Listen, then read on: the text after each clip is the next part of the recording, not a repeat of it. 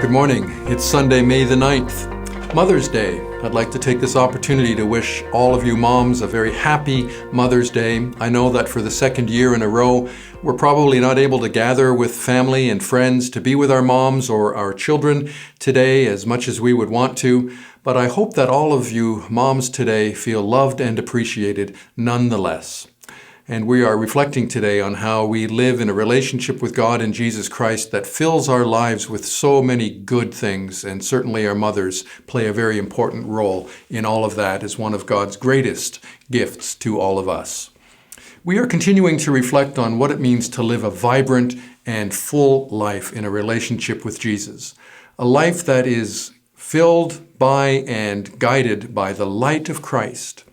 Ephesians 5 has some beautiful words to show about what living in a relationship with Jesus is like as that light of Christ shines on us, wakes us up, and enables us to live with vibrancy and purpose.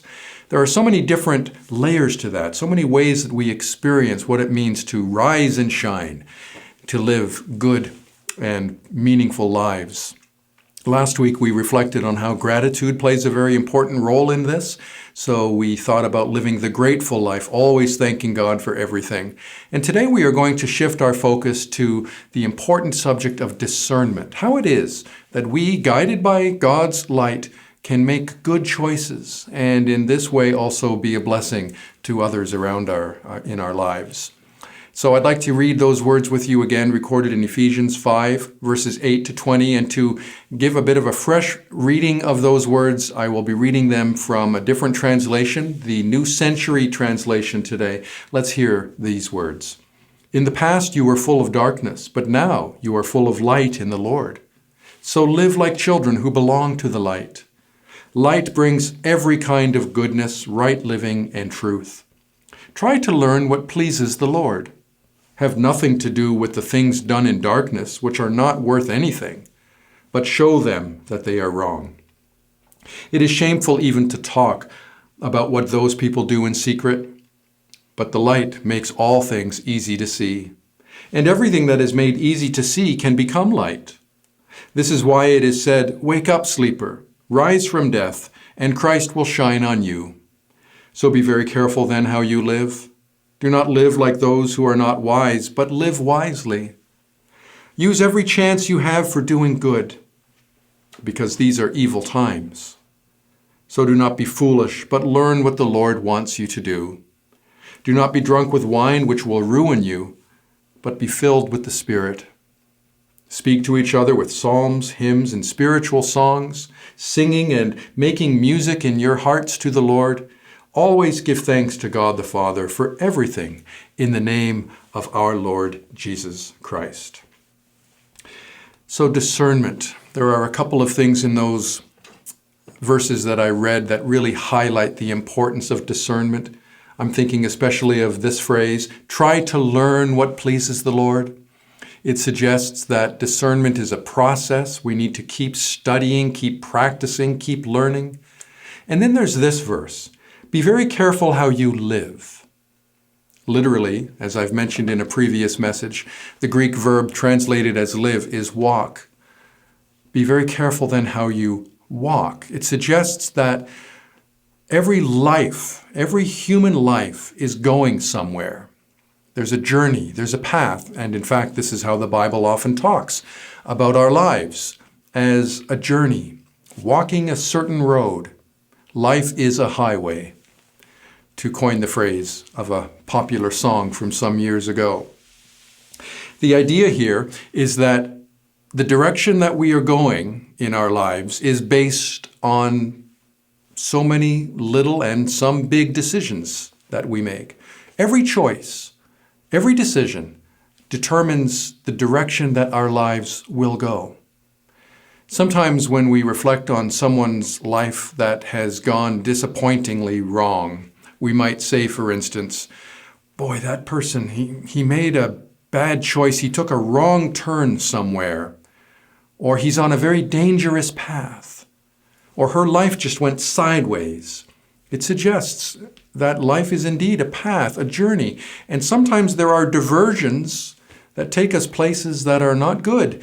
And they're based many times on choices that we make, which is why discernment is so important in our lives. Having a Christian worldview, guided by the light of God, is essential when it comes to living full, vibrant, and meaningful lives.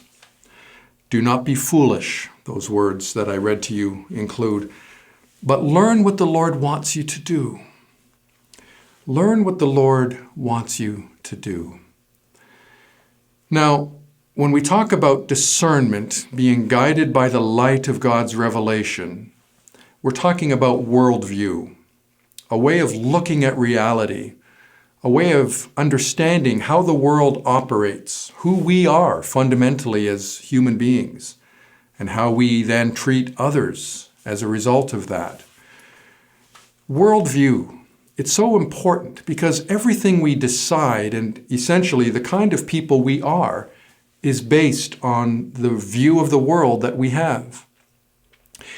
And as we begin to unpack that a little bit further, the only proper place to begin is at a place that is not very flattering. And in fact, what the Bible has to say about the human mind, apart from a relationship with God, is very humbling, very sobering. It suggests that in this fallen world, there is some level of cognitive impairment present in the mind of every human person, apart from the redeeming, saving light of Christ that shines on us. We're incapable of seeing, of understanding, of thinking, of deciding. Now, this doesn't mean that unless you are a Christian, you will never make good choices, or that if you don't believe in God, you are intellectually inferior to those who do. There are many, many brilliant atheists or people who do not subscribe to any religion. And there are many people who don't follow any religion or who would not claim to believe in God, who live seemingly happy lives and make good decisions.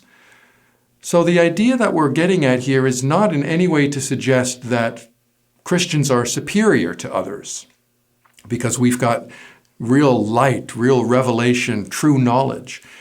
The point that Paul makes in the New Testament in a number of passages where he talks about people being darkened in their understanding or living in ignorance or being blinded because they cannot see, these references essentially show that life is not lived many times as fully or as vibrantly as it can be when the light of Christ shines on that person's life. So there is no suggestion here of any superiority on the part of Christians who are intellectually or morally better than everyone else. It's simply affirming this important truth that a life lived apart from God in a relationship with Jesus Christ is never going to be as full or as satisfying as it can be. This is why the New Testament talks about how important it is to have the mind renewed and transformed. I'm thinking especially of what Paul writes in Romans 12, where he talks about how we need to be transformed by the renewing of our mind, the worldview that is essential to all good living when it's guided by the light of Christ and God's own revelation is one that is true, as Paul writes in these words that I read to you. It reveals truth and goodness and beauty. Now, this is a very important point to make because it acknowledges sort of the default position that all human beings are in. Apart from the light of God's revelation, we simply do not think properly or choose well. And we see evidence of that each and every day when we hear again about how fallen and broken and painful life in this world can be. So much of it is the result of poor choices. People treating each other or themselves in ways that are not good or right or true. People who lack discernment because they do not see the world in the light of God's own revelation. It's why living in a relationship with Jesus makes us wise, not foolish, but wise. So as N.T. Wright puts in one of his books, when Paul talks about the mind, thinking properly, he is not really thinking primarily of the intellectual capacity that we have. He's not ranking Christians in terms of what we would call their intellectual or academic ability. Some Christians have that sort of mind, but plenty of others don't. Paul wants all Christians to have their minds renewed so that they can think in a different way. That's the point. Thinking in a different way. It's really the difference between knowledge and wisdom. They are both two kinds of thinking, but one better than the other. Sometimes you may have heard this illustration where knowledge is defined as knowing that a tomato is a fruit, not a vegetable, but technically a tomato is a fruit. That's knowledge. Wisdom is knowing that a tomato doesn't belong in a fruit salad. That's simple, but a clever way of illustrating the difference between knowledge and wisdom. Two different ways or kinds of knowing. Now that's what Paul is getting at when he encourages us to be wise in those words that I read to you. To live as those who belong to the light, who live in the light of God. The essence of discernment is learning what the Lord wants us to do. I like that emphasis on learning. It's mentioned twice in this passage. Verse 17, learn what the Lord wants you to do. And in verse 10, try to learn what pleases the Lord. I like those references because they indicate how learning is a process. It's lived experience. It consists of testing things, experimenting, failing, observing, and succeeding based on what you've learned. It suggests that following Jesus is a relationship like every other kind of relationship, whereby we make lots of mistakes, we do lots of things wrong, but we keep trying, we keep learning, we keep advancing. And we're never left on our own in all of this. In the relationship we have with Jesus, he is our teacher, our rabbi. So as we try to learn, we're guided by the light of his example, his teaching, his own Holy Spirit, who fills us, who changes and transforms us. The light of Christ is what enables us to be discerning in the fullest sense of the word. Light is separated from darkness. Goodness is illuminated. It stands out, separated from the darkness and from all things that are not good and right and true. And this is all very practical. It's like walking a certain path. And the most important and wonderful thing about all of this is that God is the one who shows us how to live, how to be discerning and wise. It's why having a relationship with God is what lies at the heart of all true wisdom and understanding. So yes, we do need to be very careful about the decisions we make, recognizing that every choice will help determine the direction that our lives take. Our path is determined by our attitudes, by our beliefs, by our decisions. But the amazing thing about all of this is that God gives us the resources we need to make those choices. He is, in fact, the light that guides and illuminates. Here are two quotes that I found that highlight both of the elements that I'm talking about, how our discernment is so important and how the priority of having a relationship with God is most important. Dallas Willard says this, "The prospering of God's cause on earth depends on his people thinking well." That suggests that everything depends on us, our wisdom, our choices. We need to think well, and that's important. But as Peter Kreeft puts it in this quote, the primary principle of all Christian discernment is embarrassingly simple. Love God. That's it. That's the heart of wisdom, the fear of the Lord, as the book of Proverbs puts it. If you have God at the center of your life, you will be wise and discerning. His light will fill your mind and flood your life. It's what God wants to do in your life, in the life of every person. He wants our minds to be renewed, to come out of the darkness and into the light. He wants us to wake up, to rise and shine in a relationship with Jesus Christ. Now, here's where all of this connects to Mother's Day. In order to learn what the Lord wants us to do, and that's what Paul says in these words, try to learn what the Lord wants you to do. In order to do that, we need teachers. The Lord, most importantly, our rabbi, We listen to his words.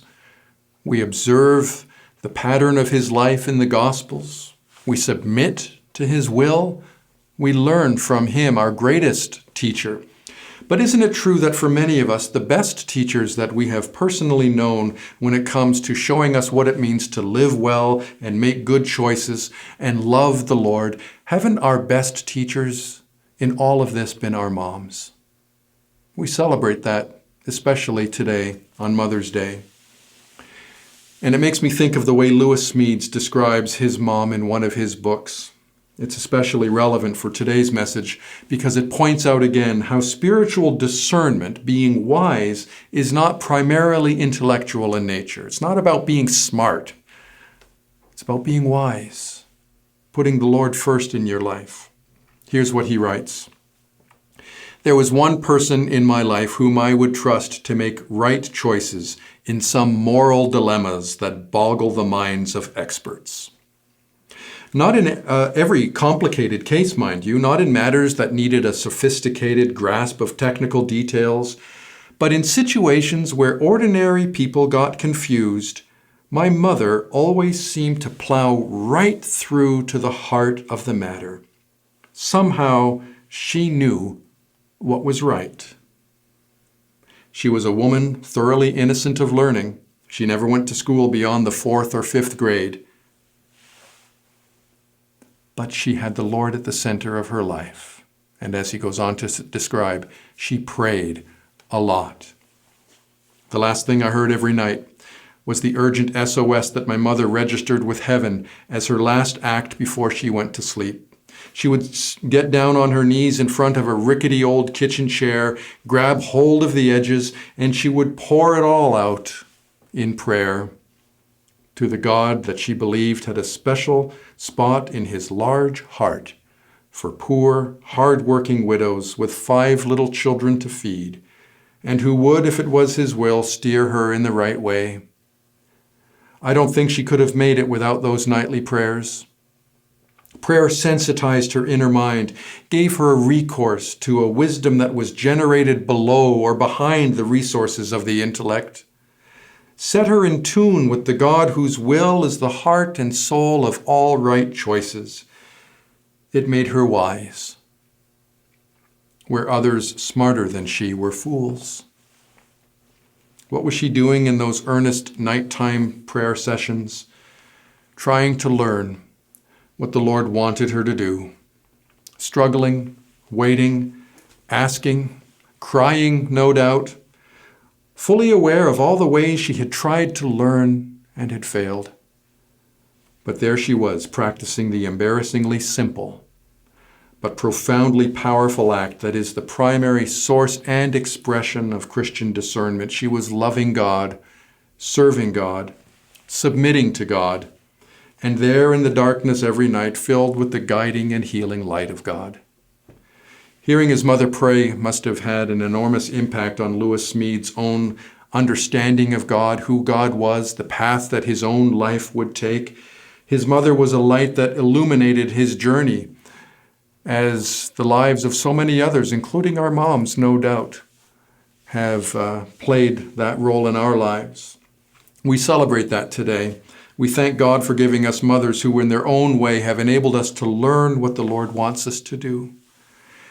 But no matter who we are, the Lord can use us to be teachers that help others learn, and to recognize those who are our teachers that enable us to learn what it means to be discerning and wise. The best way in all of this is to lead people deeper and deeper into a relationship with Jesus, the light. I hope that in some small way this video has accomplished that very thing, that has enabled you to see and appreciate the light of Christ that shines on you, that brightens and illumines your mind, enabling you to make smart, wise, good, discerning choices. I hope it has encouraged you to pursue the embarrassingly simple but essential act of loving God. I look forward to sharing more messages with you on living and rising and shining in that light. Be well and be blessed.